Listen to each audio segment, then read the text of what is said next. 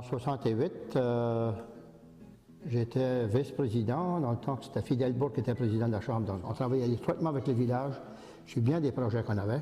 Dans mon deuxième terme, je voulais essayer de planter les choses, faire de mon mieux pour avoir autant de membres que possible.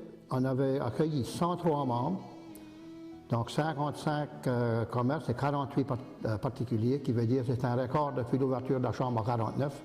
Puis c'est aussi l'année qu'on a fondé la Chambre de commerce régionale de l'Est du Nouveau-Brunswick. La raison, c'était qu'on voulait essayer de travailler plus ensemble sur de tels projets qui venaient de notre région. Mais avec ça, on a travaillé ensemble, puis je pense que la région a été, tant que ça a travaillé, moi j'ai été 2 ans, j'ai été première année comme président par intérim, et la deuxième année, j'étais le président. J'ai fait pas mal des choses, tout de même que ça tombait à l'eau après 2-3 ans après, là, j'étais parti d'ici. Le village a vraiment été un gros atout pour la Chambre de commerce aussi. On a travaillé vraiment étroitement sur tous les projets qu'on avait. On était ensemble avec le village, puis les années passées, on parlait même on regardait pour des médecins, des dentistes. Mais aujourd'hui, la clinique que vous voyez là, la clinique, on a travaillé pour ça. Et le foyer Assomption, c'est une des choses que la Chambre a travaillé pas mal fort dessus. La Chambre est impliquée, le village est impliqué, sans ça, ça ne serait pas une réalité aujourd'hui. On a un foyer de 50 lits, qu'on emploie au moins 50-60 personnes, certains. C'est une bonne chose pour la communauté, puis encore le support du village puis de la Chambre de commerce.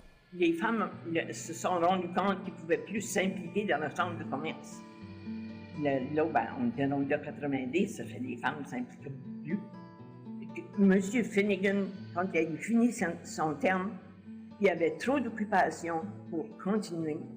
Alors, ils ont demandé à quelqu'un de prendre la présidence, puis il n'y a personne qui voulait la prendre. C'est pour ça que je l'ai pris. Je lui ai dit que je la prenais pour 1 an seulement. J'avais un bon secrétaire, qui dans le temps c'était M. Gilbert Perrault. Le conseil d'administration, il y avait vraiment à cœur la Chambre de commerce. On n'a pas vraiment réalisé de projets comme tel, mais on a travaillé sur beaucoup de projets. On a travaillé sur des projets d'agriculture, sur des projets d'alphabétisation. On a travaillé sur Radio Beau Séjour, comme je disais tantôt, et on a travaillé aussi pour le lac des Prés. On voulait même dans ce temps-là que ça devienne un site touristique. Les entrepreneurs du village, il y avait bien du monde qui ne connaissait pas ce qu'était notre produit.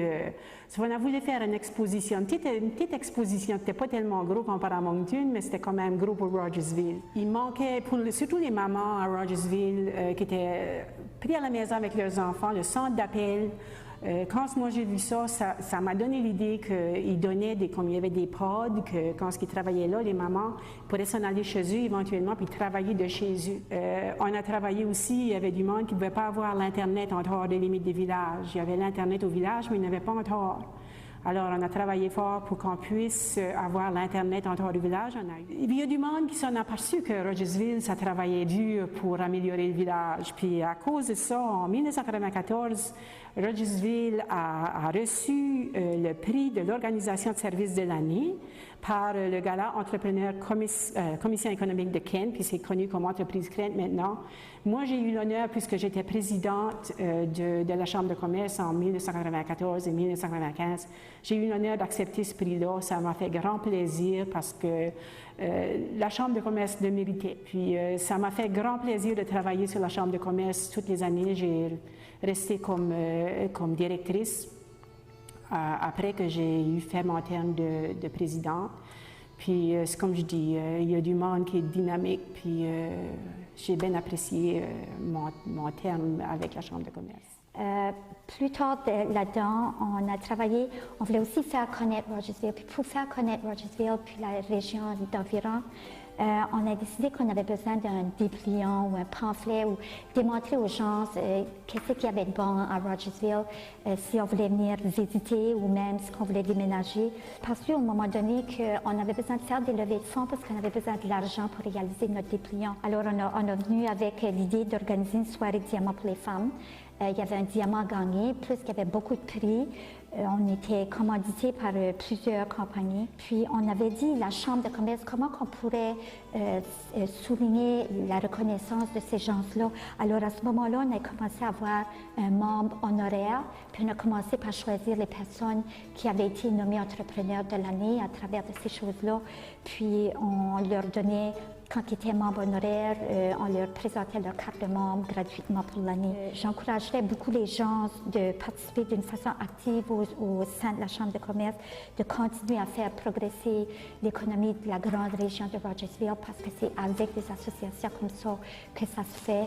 Puis j'encourage les gens de participer à la Chambre de commerce. Vous savez, la Chambre. En faisant la recherche en 1995 sur la Chambre de commerce pour la réorganisation du 10e anniversaire de la Chambre qui avait débuté en 1985, on organisait un déjeuner champagne. J'ai passé dans les minutes des réunions.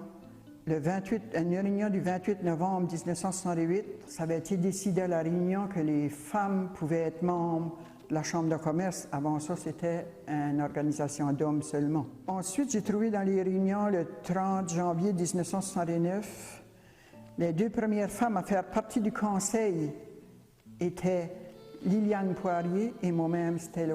Et en 2004, quand j'ai fini comme maire, j'ai revenu comme secrétaire. En 2006, j'ai été présidente parce qu'à la réunion annuelle, on n'avait pas pu trouver personne pour aller président ou présidente.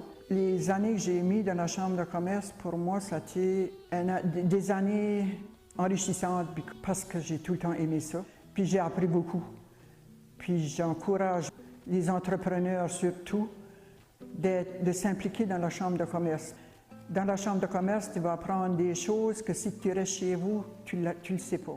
La Chambre de commerce, c'est une organisation que, entre les entrepreneurs et les individus, tu travailles pour le bien-être de ta communauté. Puis c'est en travaillant tous ensemble qu'on arrive à quelque chose. Parce que j'ai tout le temps aimé ça. Si j'étais plus jeune, je sais que je reviendrais de nouveau. Une autre chose que j'étais très occupé avec